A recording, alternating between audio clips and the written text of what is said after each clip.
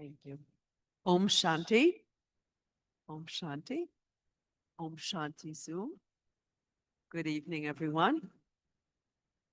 And welcome to Thursday evening conversations. It is a new month. Yay for May. May 1st. And I look out and you know what? When we go home, it's still probably light out. So I love, and I know if you've been here in the winter, I always say how, oh, it's so dark. Look how bright and beautiful. And just, that's why I love being here, because of the seasons. It's just wonderful. And we talked about the seasons, did we not? About the process of renewal and change. Well, it is a time of growth and renewal. That's the topic for this month. And tonight is a process of change. And I looked it up because I remember hearing this once, that do I have the same cells? Do you have the same cells you had at birth? I am, and I could speak for myself, I'm going to speak for you too.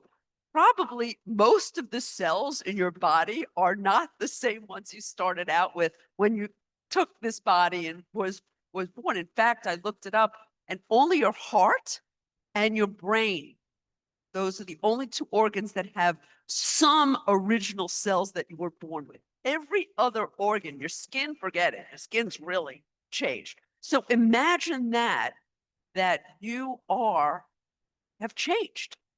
You are not the same person you were born with, except for a couple of cells. Most of it has renewed and changed. But so too, when I was thinking about this topic, have I changed in terms of my cerebral function, what I think about?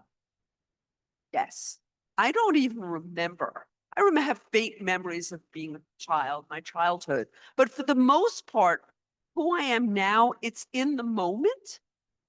And I don't remember my reactions as a child, what I did. And I'm hoping that they're certainly more mature and more thoughtful than they were. So the idea of process, if our bodies change, every single day we are generating new cells. I want to say, when someone says to me, I can't change, this is who I am. Is that really who you are? You're not even going to be the same person tomorrow. Your body's going to change, your mind's going to change, your experience is going to change. There is always opportunity for thought and renewal, always. And that's what we're going to dive into today. If you were here last week, I know you had fun because it's Brother Erik, and he's coming back by popular demand to talk about the process of change. Om Shanti. Down from on time.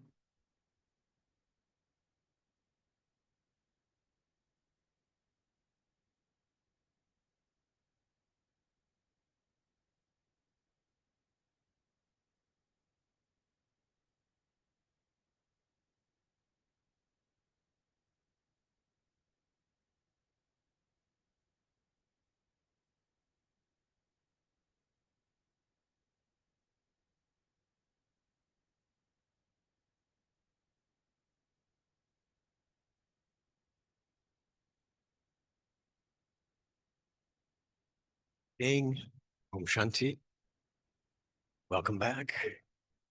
And I do like the sun also. How many of you have been in Great Neck for a long time? Wow. Okay. How many of you were in Great Neck before the Atria was built, which is the retirement home over across the street from the gardens? It's probably 10 years now. More than that, something like that. I've been at Harmony House since 94. And there was a time before Atria was built. It's about a 6-story building now, I think, something like that. It's out the window. If you go up in the balcony, look out there, you can see it. But before that was built, we could watch the sun go down from the balcony. And we have a wall up above that we got from our retreat center. It's one of those, I'm going to call it a disco ball. And it's got the little mirrors, and when it would spin in the lights, it would do these things.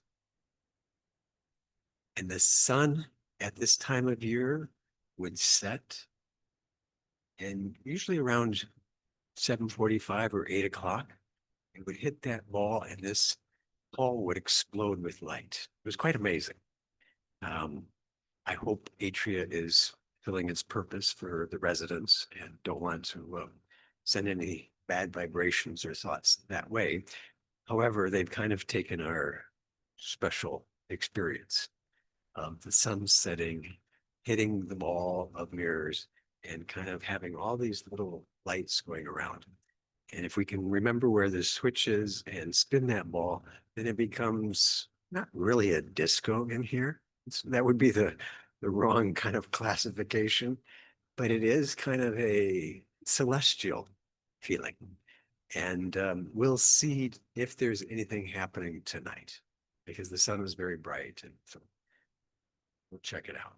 That's our summer project every Thursday to see if it's on and see if it's sitting and see if we get any of that. Is that okay? Yeah. On your way out, you can look up and see. So things change, always change. And another change that came to mind is how many of you ever, let me ask today, how many of you made a May basket today? Anybody? Okay. How many of you have ever made and given a May basket? I'm from the Midwest. It might be a Midwestern thing. How many of you have an idea of what a May basket is? Okay.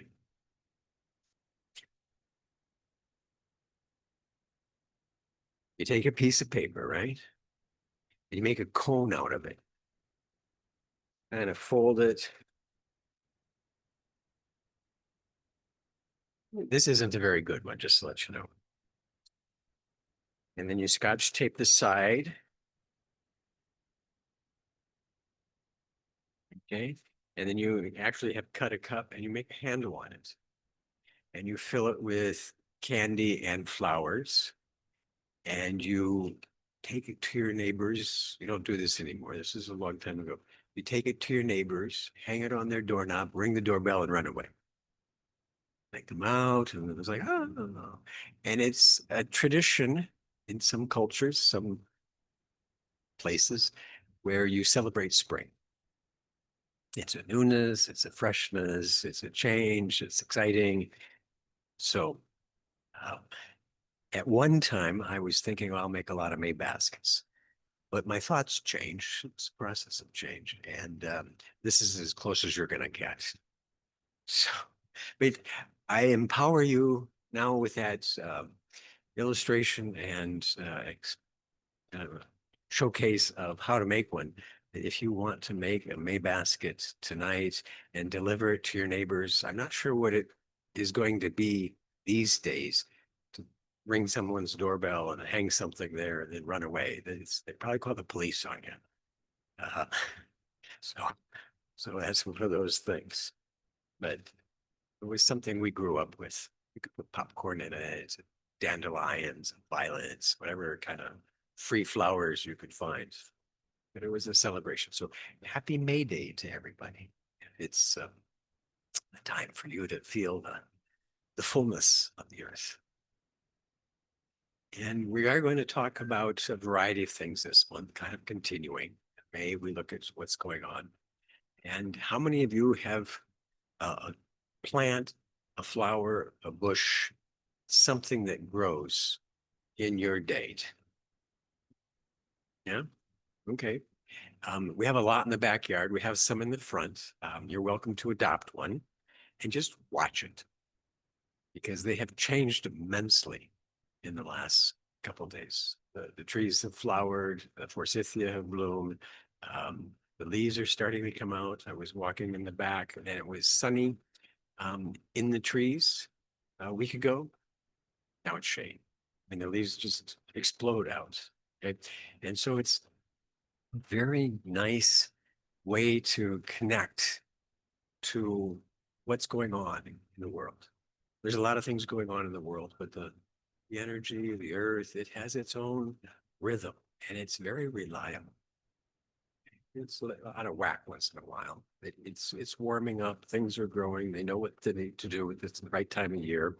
And so it's quite wonderful to be grounded in those things. For me, it is. I hope you share that and can find a bush or a plant or something and just kind of watch it, see what it does, because somehow it knows what to do. It's just how it works. Quite amazing, actually. How do they know when to grow and how to do these things? The science of it all is quite fascinating. I read somewhere recently, I forget all the things I read, but it's a miracle that water from the ground can get to the top of the trees. Okay, because it's not suction.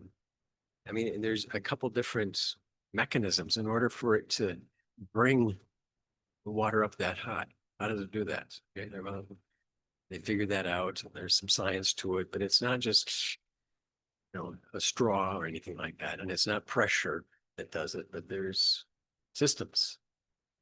And to be able to just kind of be in awe of the change is a nice place to be.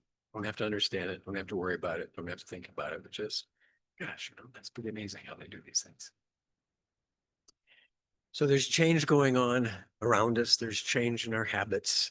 We change every day, but kind of pick the topic of the process of change and want to highlight a couple items about that. So I hope you, when you're sitting there, wherever you're sitting, have that sense of reflecting on your own life, your own situation, kind of in a conversation, someone speaking up here or whatever's going on, and you're thinking about it at the same time.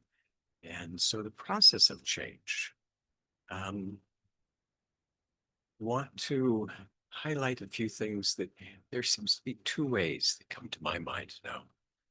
One is things happen and we have to change. And the other is that it takes us a while and we are kind of unfolding, peeling back, eliminating things in a process, maybe unknowingly. For me, it was unknowingly. But there were two parts. I'll share little experiments. But one was my eyes. Okay. Something happened one time, and they've been pretty good. I don't see colors so great. Don't ask me to match your ties or anything like that. They all look good. And but something happened here. And it was like, what's going on? And so there was this event. And I went to see an eye doctor. He said, oh, yeah. And so did a little operation. So for drainage of some of the glands around the eyes and it blocked up or whatever. So it was a little chalazion, they called it, which was just kind of a blob of goo that supposed to automatically go away. Didn't happen. So there was an event that took place. And because of that event, I had to do something. It kind of, didn't look good, didn't feel good. Something was wrong. So because there was this event, I did something. I had to act at that moment and make a change. And that kind of aligns with some of the science that you might have heard here and also other places, is that we have a habit of doing the same things, going in the same direction. Routines, habits, you might hear the word sanskar here. Sometimes we have these ways of doing things and we won't change unless there's an outside force. Okay. I think it's the second law of thermodynamics, whatever it is, or Newton's second law. That an object in motion will continue in motion until an outside force changes. That's true with us also. If things are okay, we're going to be okay. It'll be fine. We don't have any big demands in our life. Nothing's going to change. So that influence on my eye was, it hurt. And we have influences in our lives. A lot of people come here because there's an influence in their life. They want to, try to deal with that. This isn't working, something happening, I lost my job, this is what's going on. Medical, I mean, there's lots of reasons that kind of come into our lives that allow us and give us the benefit of doing something at that moment to change. Okay, if I hadn't done something, I don't know what would have happened, but I took care of it. Does that make some sense? There's something in your life. There's another term for that, C. I've ever mentioned that. SEE, a significant emotional experience. And often we don't change until that happens. Until, we hurt enough to do something, we won't do something. And so a lot of times people complain, lost my job, this happened, whatever is going on, because it's seen in the present moment as something terrible. And it's not necessarily good. You wouldn't push it on anybody.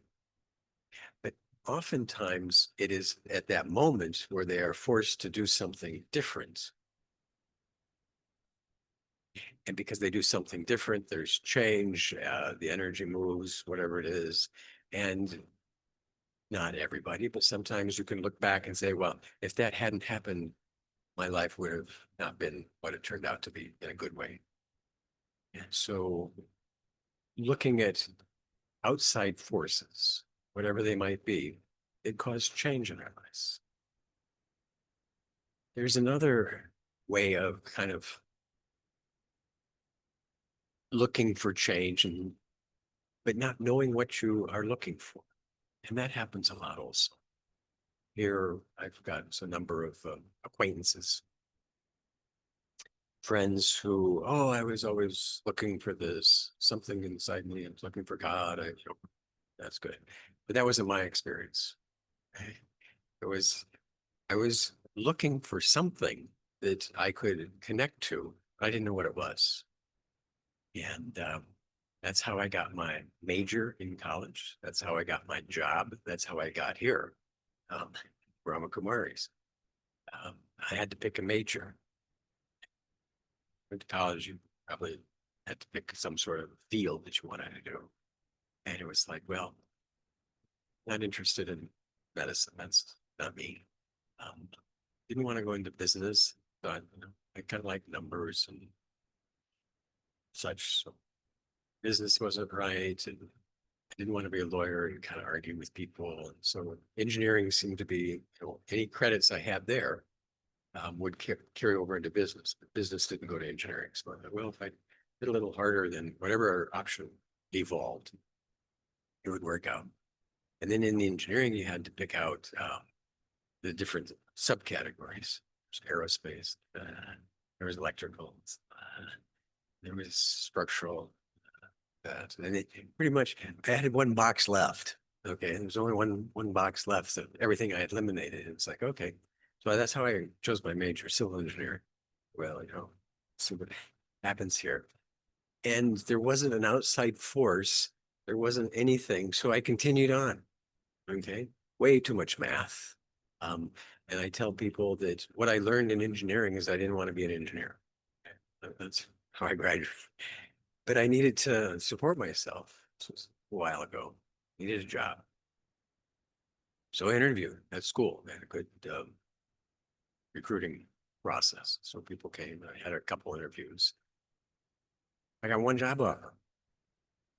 Like, after that, I kind of wait. I actually only applied to one school. So not the best example.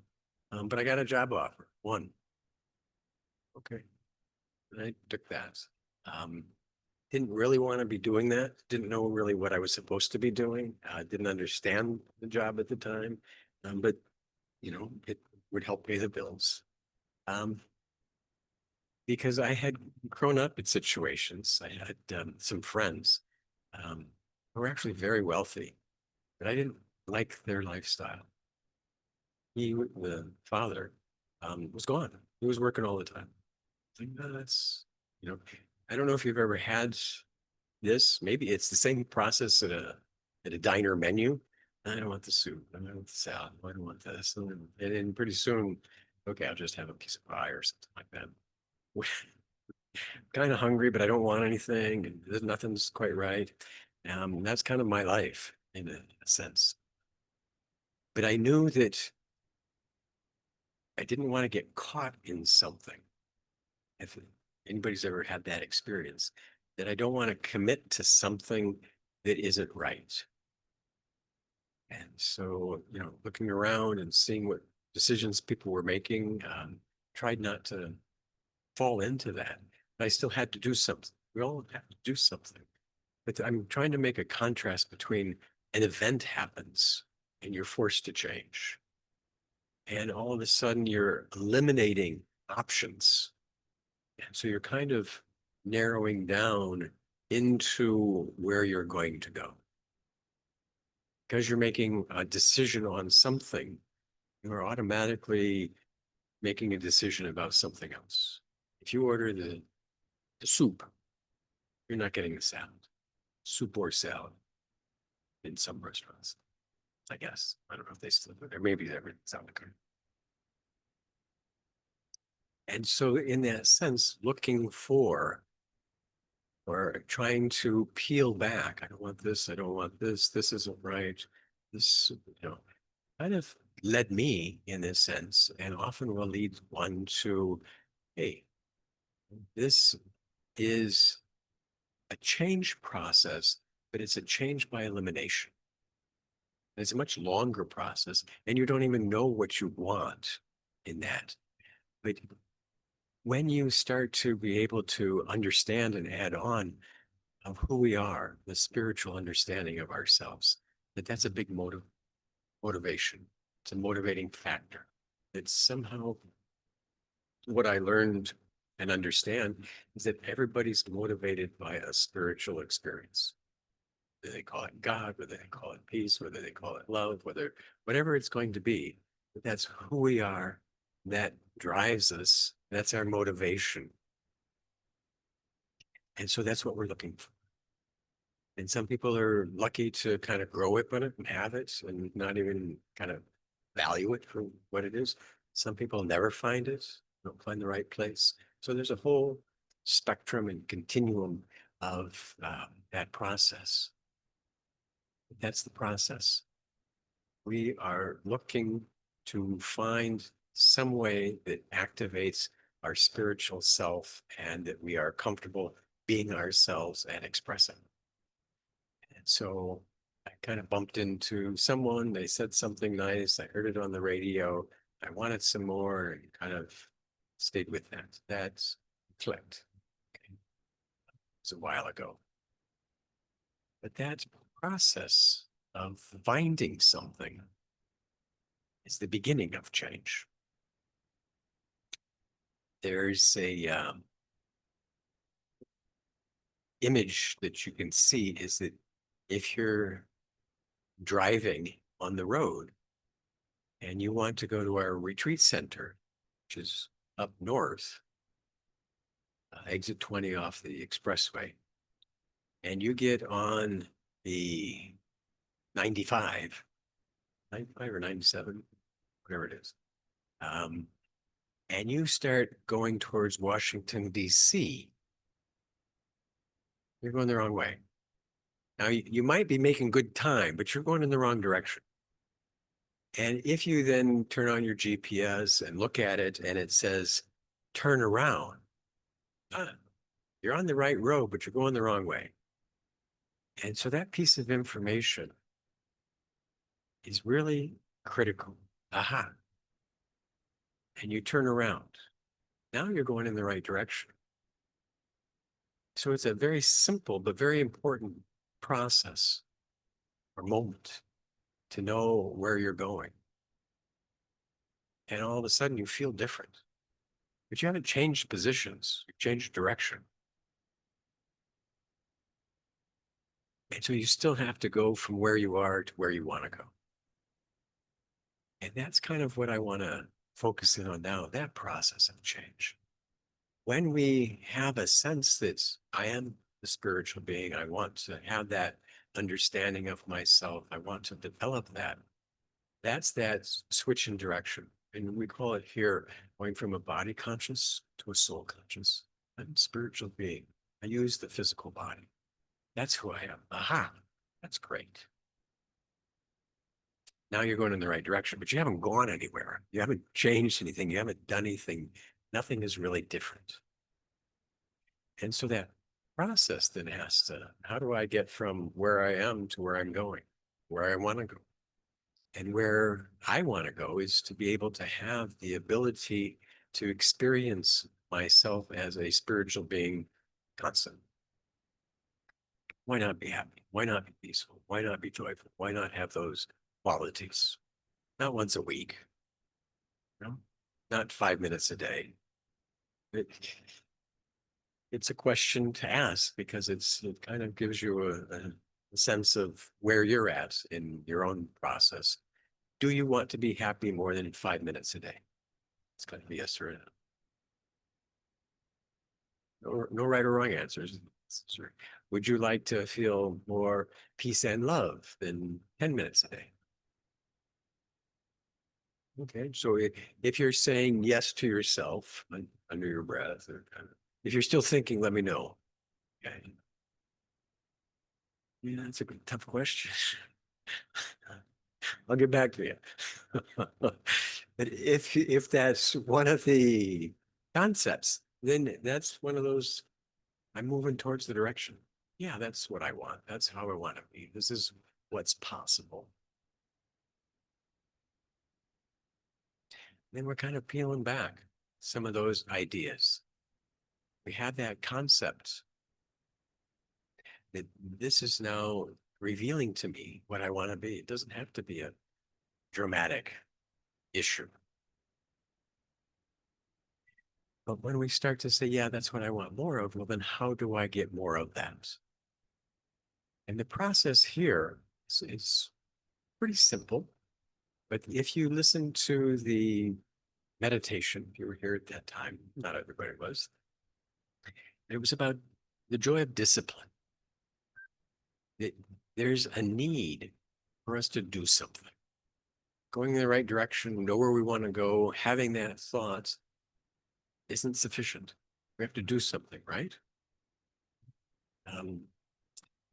After this tonight, there's going to be a Tolian blessing, a little sweet. That's one of our traditions. And you're going to be given that. But the blessing isn't going to work until you do what? You're going to be given a card. It's going to have some words on it. What are you going to have to do with that in order to experience it? You're going to have to read it. You're going to have to do something. And you're going to be given some sort of, I think, piece of fruit or sweet or a watermelon, like an apple. All right. Someday we'll give you a watermelon. Maybe a piece of it, maybe a seed. But you're going to have to, take that. And if you want to enjoy it, you can enjoy it visually and just put it on your mantle and say, oh, this is a nice apple. Or you're going to have to do what? Eat it. You have to do something with these things. We have to somehow enjoy the process of acting. And the actions that I have learned and have tried to practice is that same process. First thing is to learn something. And for me here, it was, well, that's basic principle. Who am I? It's fundamental, foundational, combining those two. It would be a big part. And so knowledge about who we are is a big step. Learning that, reading that, accumulating that. Who am I? What am I like? What's it feel like? That awareness goes into our thinking. That's the first step. The process of change, you have to know kind of where you're at, what you want, where you're going to go, and think about that, learn that, read that. put that into practice. If you want to learn something, you have to do something to get that and acquire that knowledge and information. There's a Hindi term for that, Gyan, Gyan, knowledge. We have to have knowledge and process, which is great. Okay, and you can read maps. You can look and know the path to take from here to Peace Village Retreat Center. That can all be in your mind, but that's just where it's going to stay. Knowing something is the first step. And in that understanding for us, knowing that I'm a spiritual being is the first step. I'm a soul. My nature's peace. I have qualities of love. This is who I am. That's in the head. But we need another step to change. The process for us is now to experience that, to have that experience. And that's why I hope you have the opportunity to practice some of the thoughts and ideas that you learn here. There's a lot of variety of things, books, tapes. There's a plethora of information and things that can help you with that. But it's then our discipline opportunity to take the awareness and create an experience with that. What's it like to be a soul? And Thursday nights at 6:30, the hall is open, music is playing. That's when we practice. Who am I? What's it like? What's it like to be loving? What's it like to be at peace? And if we all think that way and we create that, the vibration is powerful, we experience that together, then we take that knowledge and we put that into practical experience, reality, a feeling. And it gives us a power. And so then we know the truth. We become that. And we've gotten through that through our remembrance. That's meditation, yoga, empowerment. I have this awareness of who I am, and I know the truth because I feel it. Can't be shaken from that when you have that experience. Who am I? What's that like? And we practice. There's no right or wrong. We try different music, we try different environments, we try different pictures, we try different speakers, we try a way to poke and prod that's going to say, that's another insight for me that I can remember and just know my own truth.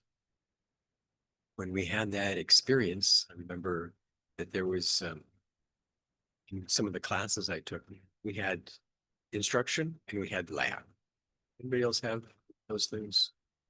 It was more science where you would have that. It would give you all the theory and these things, and then they'd say, okay, go into the lab and play with the water, play with this, do these things, and test things out. And so they were fundamentally connected. You learned something and you had to try it.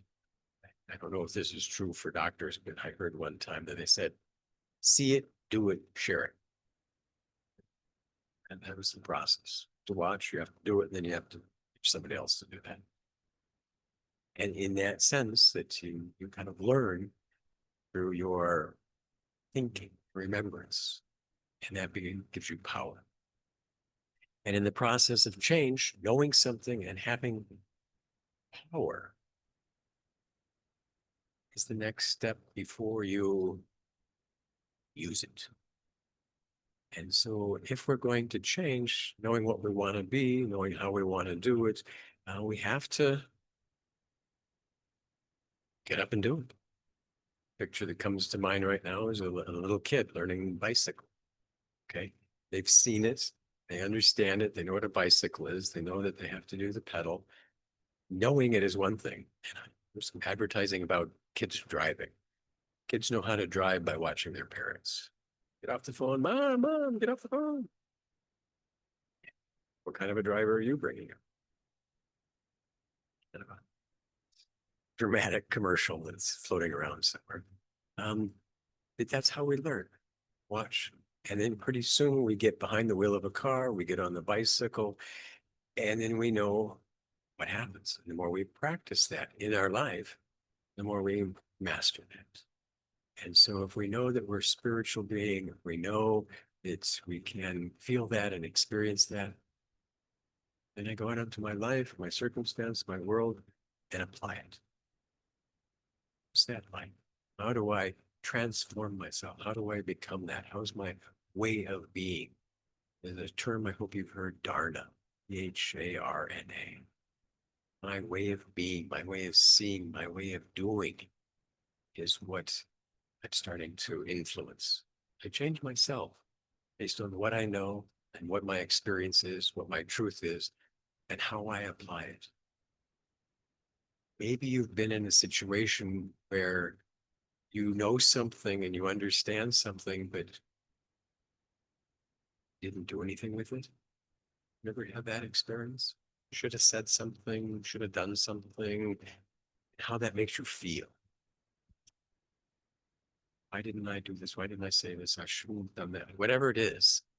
But if we don't apply our knowledge and our power and our understanding, we're kind of left with a pleasant feeling. And so when we change, in the process of change, we change because we know what's now right for ourselves. This is how I want. This is how I want to see others. This is what I want to communicate. This is how I want to create my life. This is who I am. And when I start to do that and have that awareness of myself, then it's automatic. The next step for me is because I have that understanding I'm a spiritual being, I have these experiences, I've been able to bring that into my way of being. Inculcate is the term. Way I now see myself and others, and I apply that. I've changed my life. I've changed my interactions. I've changed my relationships. And I like that. And then I apply another principle of change. I want more. And I get more by giving. And so if I'm a spiritual being and I want to be peaceful, let me be peaceful, but let me be peaceful in situations that aren't peaceful.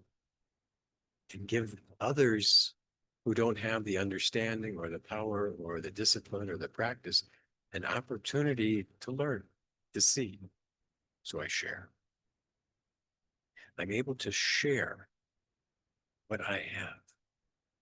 And then I get more of that. And so every day is an opportunity for me to change in an advantageous way. I can learn something new. I can read something every day. Why not? I can think about that. I can take that word, that phrase, and make it into an experience or picture or something that I can refer to and be there. Good luck charm moments. And if I have something and I feel something, let me try to use that. How can I be, you know, make your life whatever you want, but if you want to make it into an adventure, exciting, a game, fun, how can I be peaceful with this person? How can I be patient with this person? Here's a situation. It's asking me and pulling out a past habit of getting upset or angry or depressed. Is there another way I can respond and get into or around what's going on? Let me try something different. Let me not get pulled into it. Let me have the power so that what I am doing and how I respond is helpful. And that will change us constantly, every day.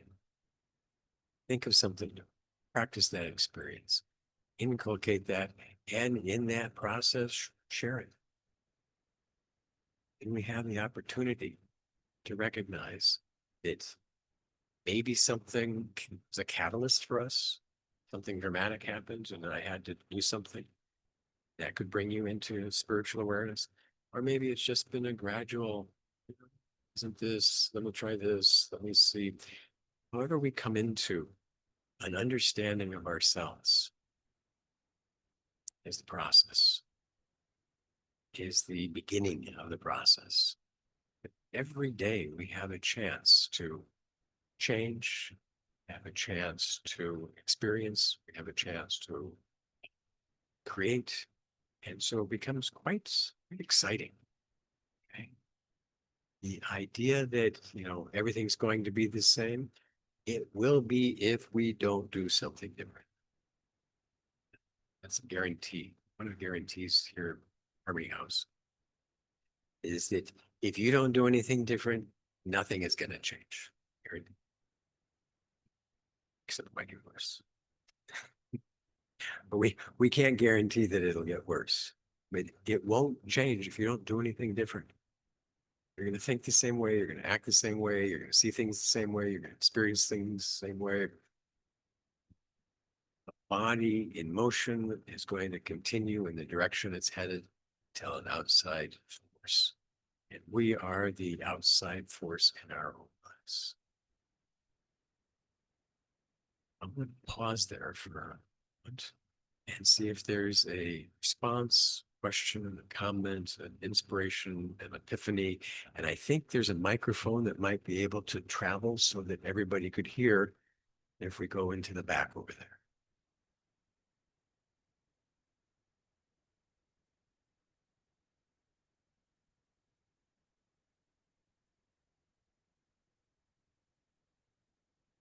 Eric, there's an expression that always resonated with me. That is that change only happens when it becomes more painful not to change. You want to improve your health, but you do nothing about it. Yep. And you have a heart attack all of a sudden. Yeah, I'm going to watch my diet. What are you saying that by practicing Raj Yoga, you can bypass that need pain in order to change? Yes. And there are examples here where they didn't have to go through some traumatic event because it was just, in the environment, in their awareness, easy, available. Not everybody has to do the same thing, but oftentimes there is an event for many people that kind of wakes them up or allows them to reevaluate. But not everybody has to do that. Some people knew exactly what their major wanted to be. They didn't have to think about it. They didn't have to, put any concern into it. They knew exactly what they wanted to do. And some people know that on a spiritual level, that this is right for them. This is what they want to do. They have a different experience. There's some of the sisters here who were involved in certain religious traditions. And when they heard this, it was like, oh, yeah, that's right. So there wasn't a problem, wasn't an event, it wasn't something, but that's not everybody's case. So there's a continuum of how we would change. And some people, have a friend, they bring their friend, the friend, oh yeah, this is good. They didn't have to do it, but they didn't know about it until the right time. So whatever it takes for you to kind of click or understand, usually will happen. Some people, it needs to be a big change. But there's lots of people now who are reading magazines about their diet and health. They don't have to have a heart attack. They say, well, heart attack doesn't sound very good, but I mean, cut down this, cut down this.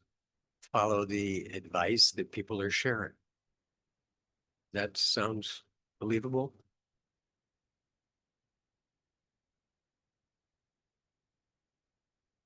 Change their diet. They don't stick to it. That's correct too. Sometimes when you have an event that really shakes you, you get a little more power out of that. So there's not a right or a wrong, or one must have something in order to become spiritual or change. And there's some people who, are fitness, like the diet, keep the diet, know the diet, talk to you about the diet, tell you should diet, tell you why you should. Okay. It can be kind of annoying sometimes too. Too much of something that you don't want. Different situation. All of you should watch your diet, all right? And I hope you don't have a heart attack. Whatever's going on. Thank you. Anybody else with a thought or comment or recipe or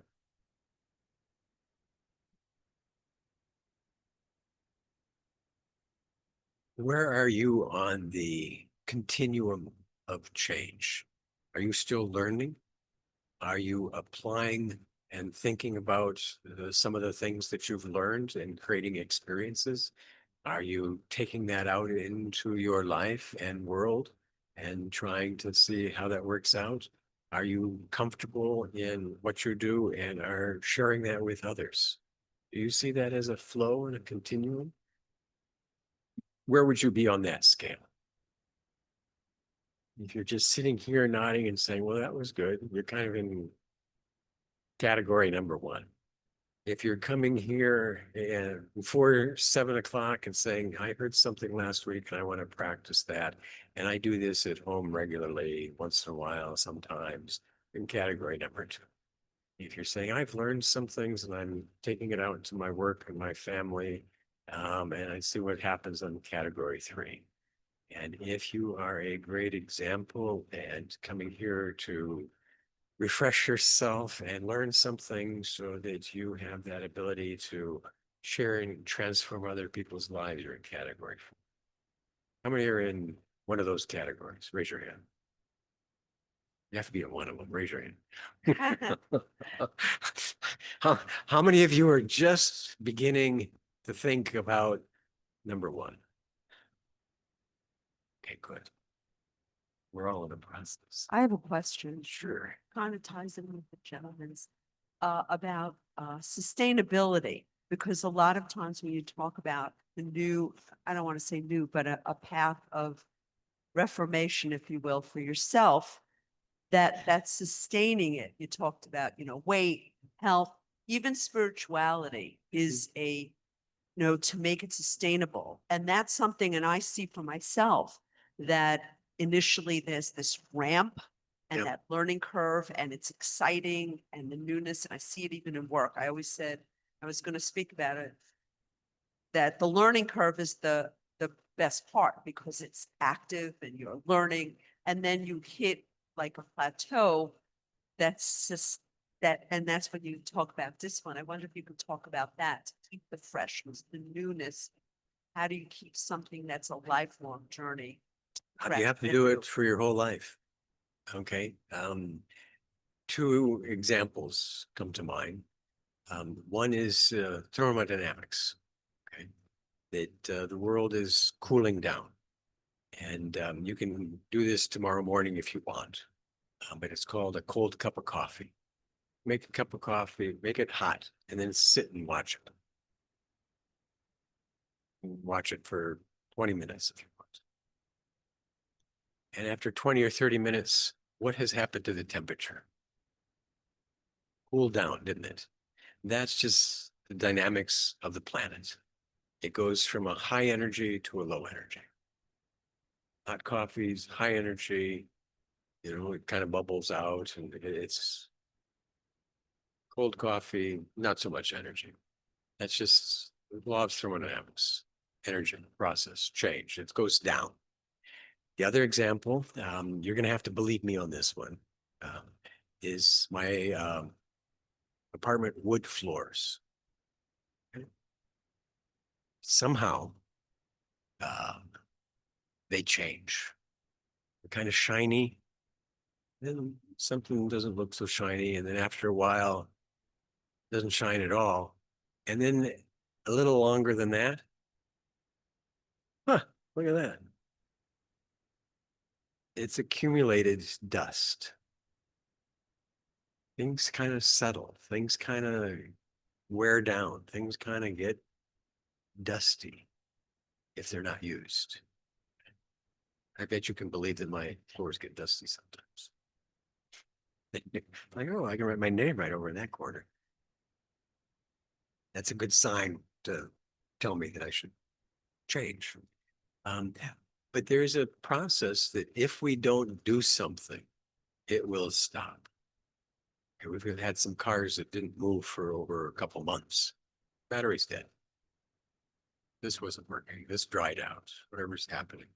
That if you don't use something, it won't work for you. And so, yeah, we do need to do something daily, physically, eat, hydrate, move. If you don't move, it's one of the problems I hear, too much sitting. Okay.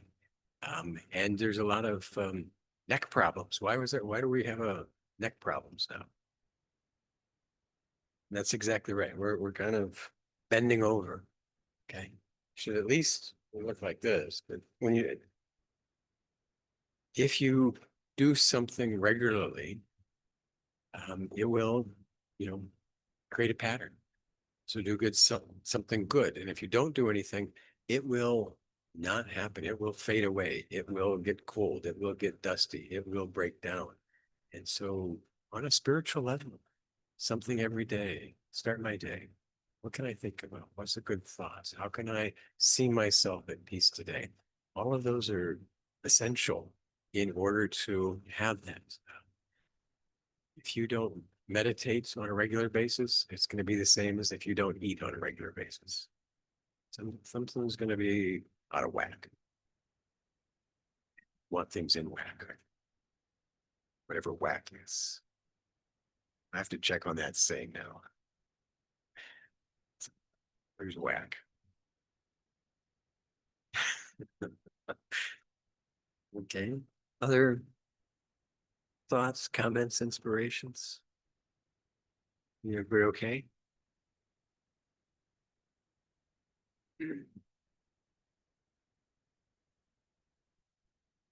I've just been amazed by your creative intelligence for 9 years now that I know you. And how you narrowed down to being a civil engineer. And what I've watched you do is take that into the spiritual world and present the way he did tonight. It's just amazing to me how your mind works. I wonder if you sleep at night. Very well. Yeah. It's a little Because- dusty, but I don't think about that either. Incredible. Thank you. Thank you for beautiful.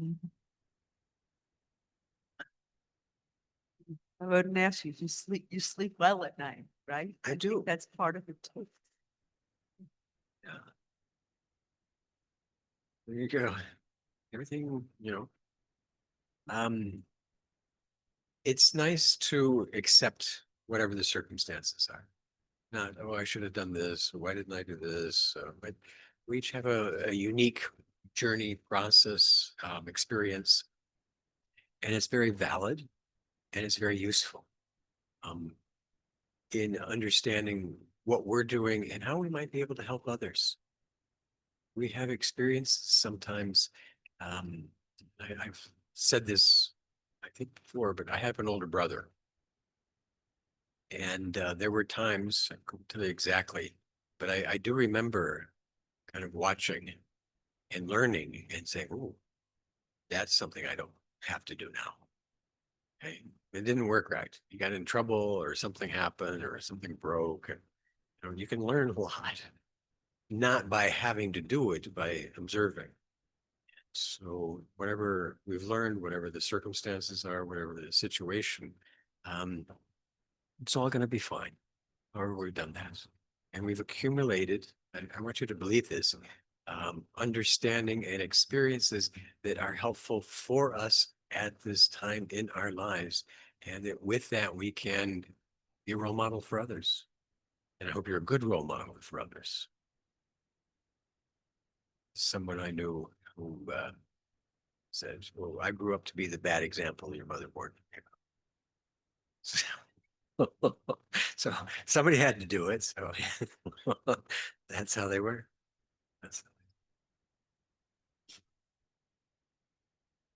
One more, something? Sure.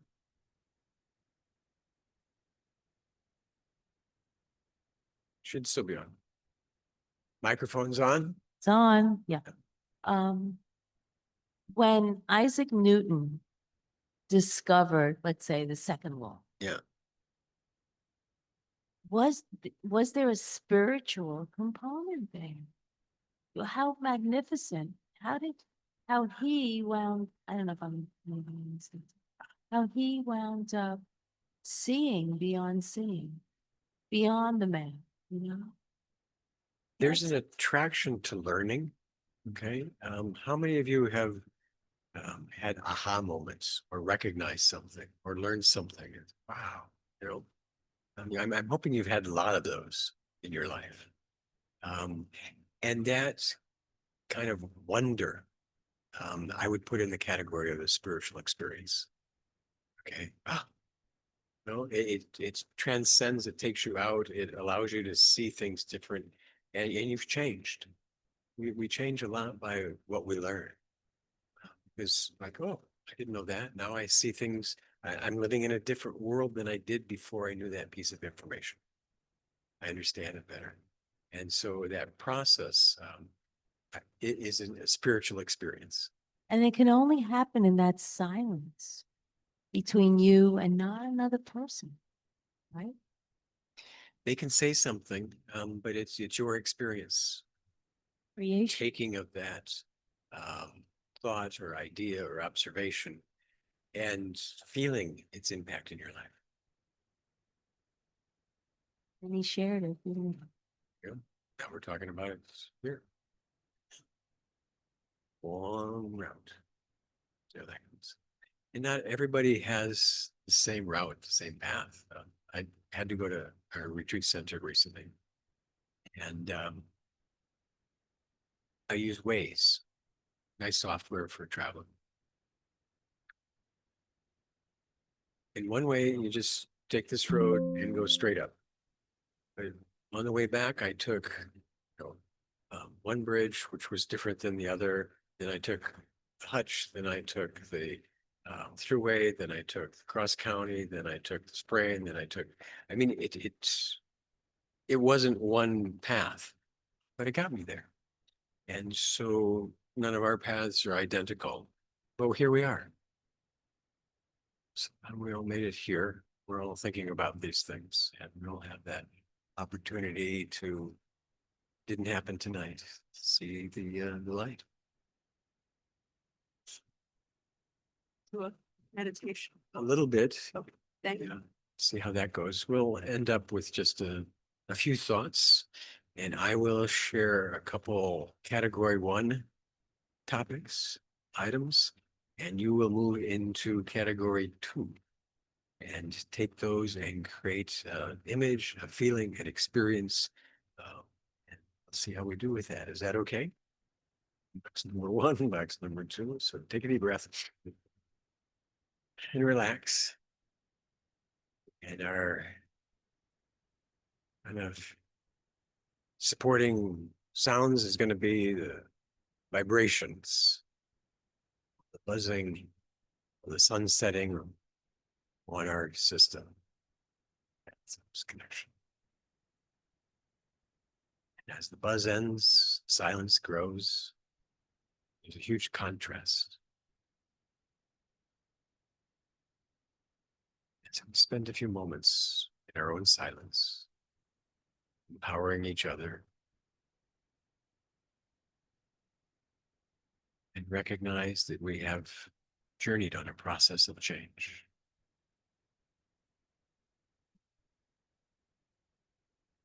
We have an understanding and a direction that we're moving to be more spiritual, have more peace, love, joy in our life. We see ourselves now sitting comfortably, taking in a deep breath, the peace that we've created in this last hour.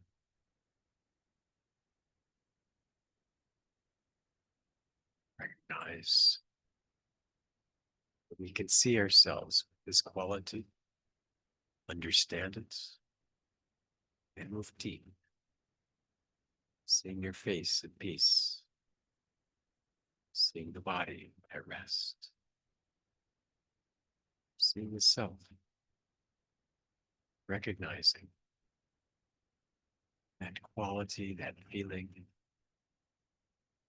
and joy. Silent reflection. So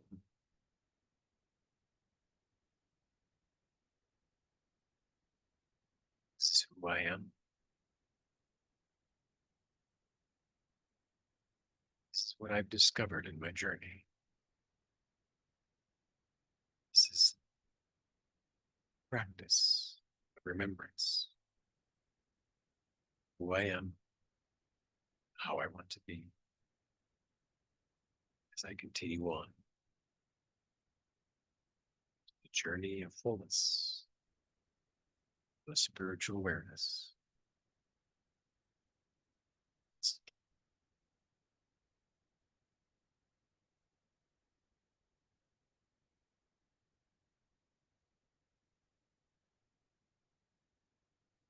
Shanti. Thank you for all coming. You have some work to do. You have to read your blessing, you have to eat your apple, and you have to drive safely home. And if you don't act on those things aren't going to happen. So good luck. See Good luck. you next Thursday, I guess. Thank you, Brother Eric, once again for lovely, wonderful, expressive evening and discourse about growth and renewal. And thank you all once again, and our Zoomers up there or wherever you are. Thank you all for coming. And next week, we continue on a journey. It's a journey of personal growth, something we touched on tonight. It's very personal, but I do want to note, we do talk how important it is to share what you vibe. So next week will be a journey of personal growth. We hope to see you. And again, as Brother Eric said, Louise is in the back for our tolling and our blessings. So we can experience that. Om Shanti, and thank you all for sharing.